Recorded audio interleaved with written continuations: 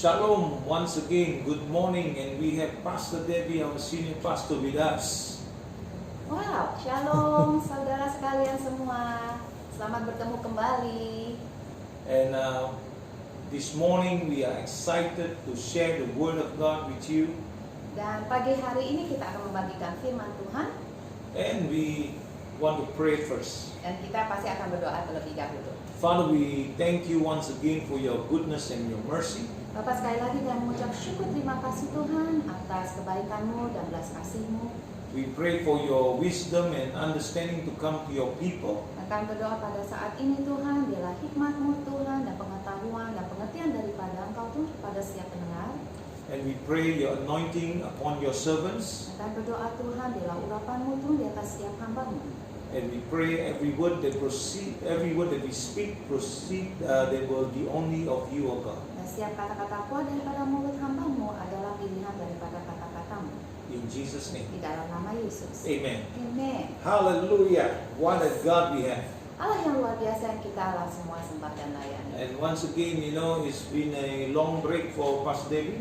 Dan saya tahu udah lama sekali saya tidak bersama saudara sekalian semua. So you want to say hello to them or say something to them first? Halo everybody. Shalom saudara sekalian. Saya harap dan saya percaya saudara selalu baik-baik dan sehat-sehat di dalam tangannya Tuhan Yesus. Amen. So this morning we're going to share about there is a connecting force within us. Dan pagi hari ini kita akan berbicara bahwa ada sesuatu kekuatan yang luar biasa di dalam kita yang dapat mempersatukan kita. And so this connecting force is not just with you and me, but it's with us with God. Tetapi yaitu kekuatan yang luar biasa ini bukan antara saudara dan saya, tetapi yang terutama antara Tuhan dengan kita semua. And so in 1 John chapter 3 and verse 24 says, Dan kita lihat ayatnya di dalam 1 Yohanes 3 ayat 24 itu mengatakan, now he who keeps his commandments abide in him, and he in him, and by this we know that he abides in us, by the Spirit whom he has given us. Dikatakan barang siapa menuruti segala perintahnya, ia diam di dalam Allah dan Allah di dalam dia. Dan demikianlah kita ketahui bahwa Allah ada di dalam kita, yaitu Roh yang telah Ia karuniakan kepada kita. It's good that if you can read the message from the Message Bible also. Dan juga baik untuk kita dapat baca yaitu firman yang sama di dalam Alkitab versi The Message. But we're going to read from the Amplified Bible today. Tapi kita akan baca dari kitab Amplified Bible. And the Bible says in 1 John 3:24, the one who habitually keeps his commandments. Dikatakan siapa yang terbiasa mentaati perintahnya, di sini artinya itu adalah Tuhan. Obeying his word and following his precepts and abides. Dikatakan mentaati firman-Nya dan mengikuti ajarannya, tinggal dalam and remains in him and he in him. Dan tetap di dalam dia adalah Tuhan, dan dia Tuhan di dalam dia. And this we know and have the proof that he really abides in us. Dan dengan ini kita mengetahui dan memiliki bukti bahwa Tuhan itu benar-benar tinggal di dalam kita. By the Spirit whom he has given us as a gift. Yaitu oleh Roh Tuhan yang telah Dia berikan sebagai sebuah pemberian kepada kita. So this is how we experience his deep and abiding presence in us. Dan itu bagaimana kita dapat mengetahui atau mengalami bahwa memang benar yaitu Tuhan itu tinggal diam di dalam kita. By his Spirit that is with us. Yaitu dengan Roh Kudus atau dengan Roh-Nya yang tinggal diam di dalam kita. So God never intended for us to live out the Christian life merely by following a set of principles. Jadi kita lihat Tuhan tidak pernah bermaksud agar kita menjalani kehidupan Kristen kita hanya dengan mengikuti yaitu berbagai-bagai prinsip. So because this approach to Christianity breeds the legalism. Karena pendekatan dengan cara demikian terhadap kekristenan ini akan melahirkan sebuah legalisme. Like the Pharisees. Sama seperti orang-orang Farisi. That Jesus attacked with uncharacteristic fierceness. Yang kita tahu yaitu secara belak-belakan, secara terbuka, yaitu Yesus sendiri menyerang mereka. Instead, the call of Jesus is to follow me. Dan sebaliknya, panggilan Yesus kepada kita semua adalah ikutlah aku. So Jesus, when he was walking on earth, as he walked in Galilee, he began to call Peter, began to call John one by one. He began to call them, follow me. Dan kita juga tahu di mana waktu dia berjalan di Galilea, itu Yesus sendiri memanggil Petrus, Yesus sendiri memanggil Yohanes untuk mengikuti dia. And then according to Matthew chapter 4 verse 19, Dan kita lihat ayatnya yaitu Matius 4 ayat 19. then Jesus said to them, follow me and I will make you fishers of men. Dikatakan di sini Yesus berkata kepada mereka, mari ikutlah aku dan kamu akan kujadikan penjala manusia. So in the Amplified Bible, he says that I will make you into my disciple, accepting me as your master. Jadi di dalam kitab versi Amplified, perkataan ikutlah aku itu adalah sebagai, yaitu ikutlah aku dan menerima aku sebagai Tuanmu. And not only that, as a teacher and walking the same path of life that Jesus walked. Dan juga sebagai gurumu dan berjalan di dalam jalanan kehidupan yang sama yang telah yaitu Yesus sendiri jalani. This discipleship is like you are following the path of the master. Jadi apa itu adalah pemuritan? Adalah saudara mengikuti jalanan daripada Tuhan saudara atau guru saudara. And Jesus said, I will make you fishers of men. Dari sebab itu Yesus mengatakan, aku akan membuatmu menjadi penjala manusia. And this, of course, this amazing relationship with God, we are invited into this cause so that we can love His ways and follow His commandments. Jadi tentu saja yaitu hubungan Anda yang luar biasa dengan Tuhan akan membuat Anda mencintai jalannya dan mengikuti prinsip-prinsip atau perintahnya atau ajaran Dia. Today we follow Jesus, but do we have such a relationship with Jesus like that? Dan pertanyaannya adalah kita sekarang mengikuti Yesus, tapi apakah kita memiliki persekutuan yaitu mengikuti Dia seperti yang diinginkannya? We are invited into a cause to love His ways and follow His commandments. Karena kita semua yaitu diundang untuk mengikuti jalanan Dia dan juga untuk mengikuti yaitu perintah-perintahnya Dia atau prinsip-prinsipnya Dia. And this progression is important. Dan perkembangan ini itu sangat penting sekali.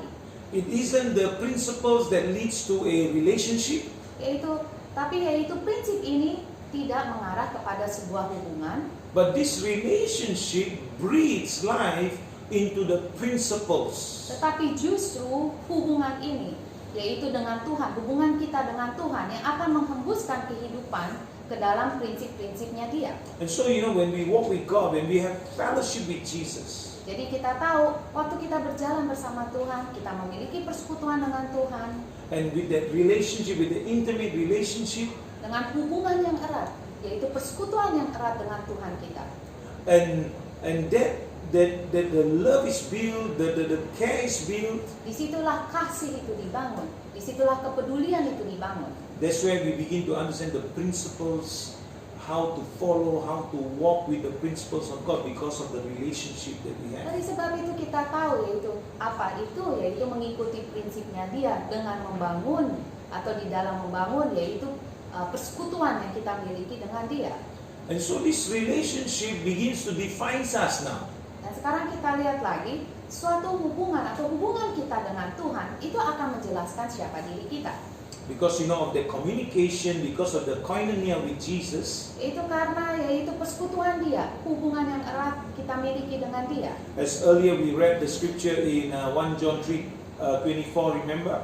Seperti yang kita telah baca sebelumnya dari ayat 1 Yohanes 3 ayat 24. His commands abide in Him and He in Him, and by this we know that He abides in us. Karena di sini dikatakan bahwa segala perintahnya Ia diam di dalam Allah dan Allah di dalam Dia.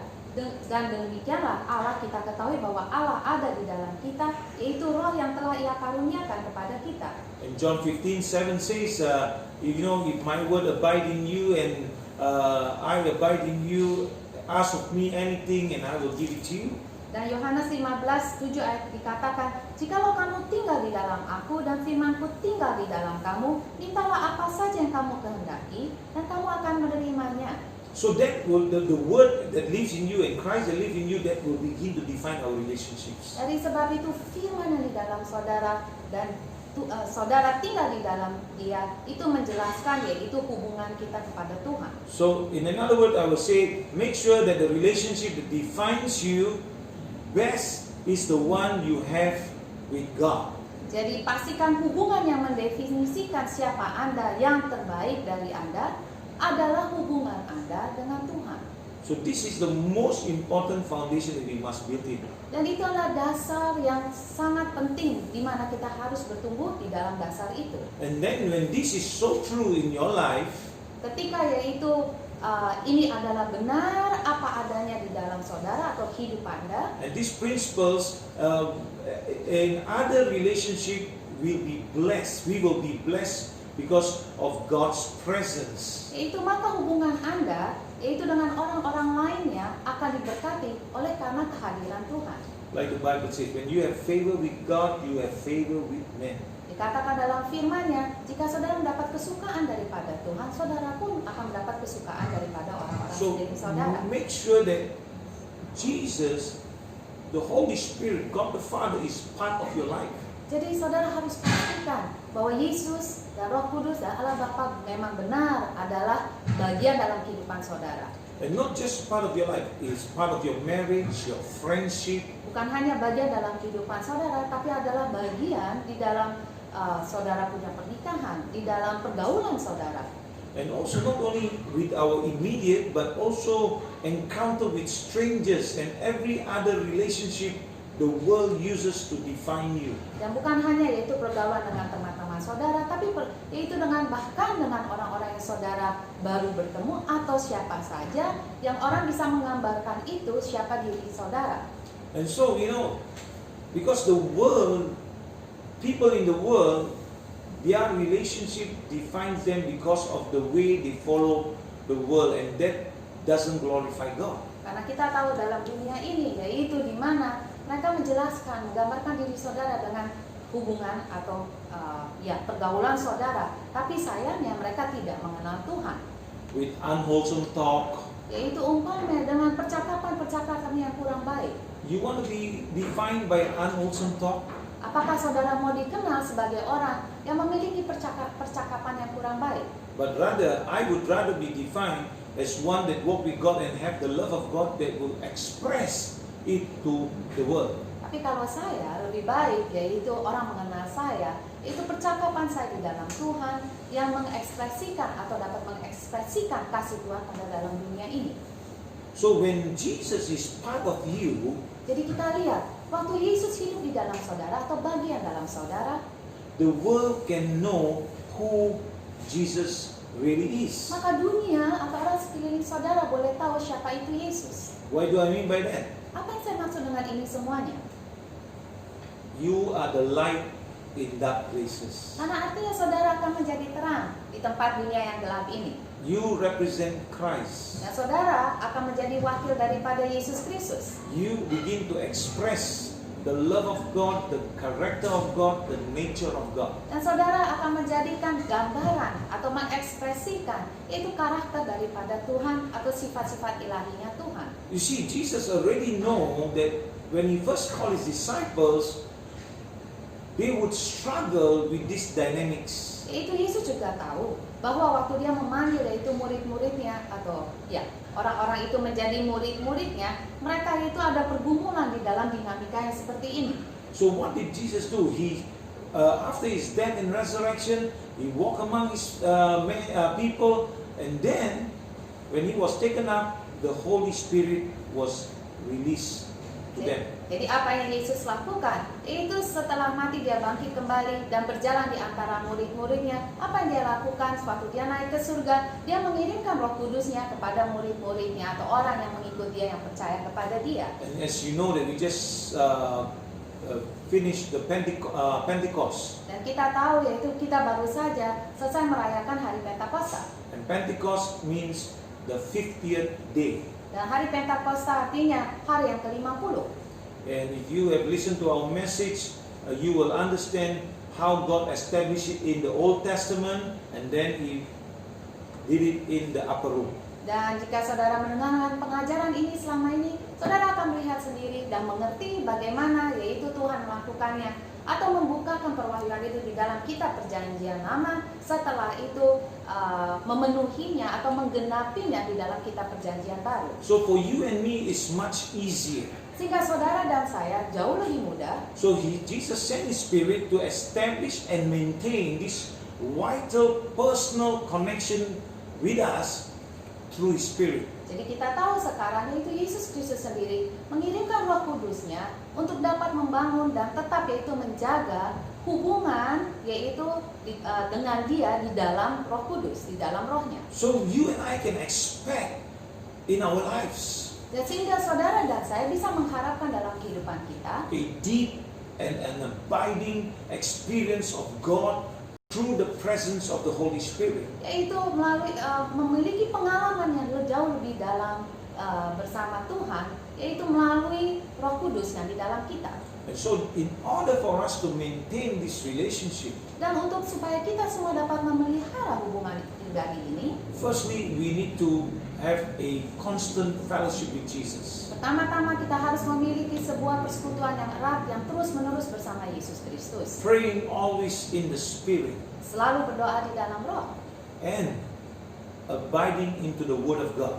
dan selalu tetap tinggal diam di dalam firman-Nya. And what I mean by that, you need to read the Word of God. Jadi apa artinya tetap tinggal dalam firman-Nya? Setiap hari saudara, kita harus belajar dan membaca firman Tuhan. And we ask the Holy Spirit to breathe upon His Word and make it alive and bring the revelation knowledge of the Word of God to us. Dan kita minta yaitu untuk Roh Kudus berhembus di atas firman-Nya, sehingga firman itu waktu kita baca itu kita mengerti dan firman itu hidup bagi kita. And so you can pray and say, God, Holy Spirit, keep me connected to you in my life because I need you.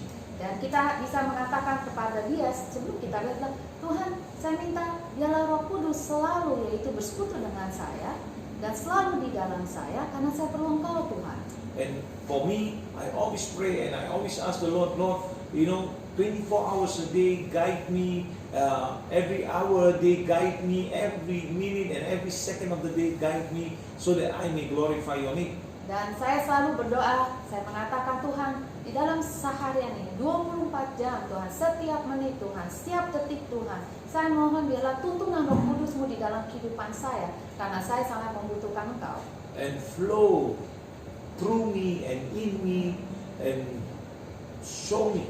Dan mengadilah di dalam saya dan melalui saya dan perlihatkan kepada saya That I can glorify your name. sehingga saya dapat memuliakan nama-Mu Tuhan. We are placed on earth for this purpose. Karena saya percaya itu kita semua berada dalam dunia ini pada saat ini karena ada satu tujuan dari Tuhan. Why are you saved? Pertanyaan saya, kenapa saudara boleh mengenal Yesus Kristus? Eternal life. Apakah itu semata hanya untuk kehidupan yang kekal? And what about earth? Dan bagaimana dengan dunia ini? So while we are on earth, Jadi dari sebab itu selama kita dalam dunia ini, it's no longer I that live, Bukan but lagi. Christ that live in us. bukan lagi saya, tetapi yaitu yang penting adalah karena Kristus yang hidup di dalam saya. I pray that you will begin to understand. That's why I pray for the wisdom and understanding to come to you. Dan saya harap yaitu melalui pelajaran ini saudara mulai mengerti. Dari sebab itu saya berdoa, biarlah hikmat daripada Tuhan, pengertian daripada Tuhan berada bersama Anda. Don't be so busy doing other things even in this pandemic. Janganlah terlalu sibuk saudara untuk melakukan kesibukan, yaitu kesibukan Anda dalam suasana pandemik ini. This is a call for you to come, shut the door behind you and seek the face of Lord God. Karena ini adalah saatnya panggilan bagi saudara untuk mencari Tuhan, yaitu benar-benar mencari wajah Tuhan. This is an opportunity God has given the world. Karena ini adalah kesempatan di mana Tuhan sendiri memberikan pada seluruh dunia ini. Because the time is running out. Karena waktunya tambah sedikit lagi Tuhan, saudara. Because our life is just a breath. Karena dikatakan dalam firman, kehidupan manusia itu seperti sebuah hembusan nafas saja. So I pray that you are blessed with our message this morning. Dan saya berdoa yaitu saudara sekalian semua diberkati dengan firman pagi hari ini. Please go through them and read through again and pray. Dan saya harap yaitu renungkan kembali, baca kembali, dengarkan kembali dan berdoalah. Shall we pray? Mari kita semua berdoa. Father, I thank you for your word this morning. Bapa, kami mengucap syukur dan berterima kasih Tuhan untuk firman pagi hari ini. I pray that this word will take hold of their hearts and their lives. Dan saya berdoa firman-Mu saja Tuhan yang melingkupi daripada hati kami maupun kehidupan kami. I pray, God, that your anointing will be in their household. Dan saya berdoa Tuhan, urapan-Mu, penyertaan-Mu di atas rumah tangga mereka semuanya. That every person will be a light in dark place. Dan biarlah setiap pendengar Tuhan, setiap orang itu menjadi terang di dalam dunia yang gelap ini. In Jesus' name we pray. Di dalam nama Tuhan Yesus kami semua berdoa. Amen. Amen. Be blessed. Diberkatilah saudara sekalian. So this evening at 7 p.m. we're going to have a service online. Jadi jam 7 sore hari ini, saudara, saya harap saudara mengikuti yaitu ibadah online kami. But this evening, Pastor Debbie will not be the one that preaching with me, Sore hari ini bukan bersama saya, but with Pastor Robbie. tapi dengan Pastor Robi, luar biasa saudara. So young men must now rise up. Karena saya percaya justru anak-anak muda itu harus bangkit lebih lagi, amen. Amen. So, but this Sunday when you come, 8 a.m. I'm preaching and 10:30 Pastor Debbie will join me also. Tetapi hari Minggu ini, yaitu Dr. Po akan khotbah ibadah jam 8 pagi, jam 10.30 saya akan menyertai beliau. And this Saturday is the day that we're going to pray for the breakthroughs, the miracles, the healing, the deliverance. Dan saudara jangan sampai ketinggalan, yaitu hari Sabtu tanggal 6 Juni itu kita akan ada doa syafaat saudara. Yaitu untuk mujizat saudara atau terobosan saudara atau apapun yang saudara butuhkan, kita akan doakan sama-sama. At 10:30 a.m. Jam 10.30 pagi, with Albert and Georgie Tanasali. yaitu dengan pemusik yaitu Albert dan Georgie ya. And so, if you have any requests, any thing that you want us to pray for, please write at the comment box in our social media. Dan jika saudara ada permohonan doa apapun hal tersebut, nggak ada yang terlalu kecil saudara dan tidak ada yang terlalu susah. Dan saudara bisa tulis semua di sosmed permohonan doa saudara.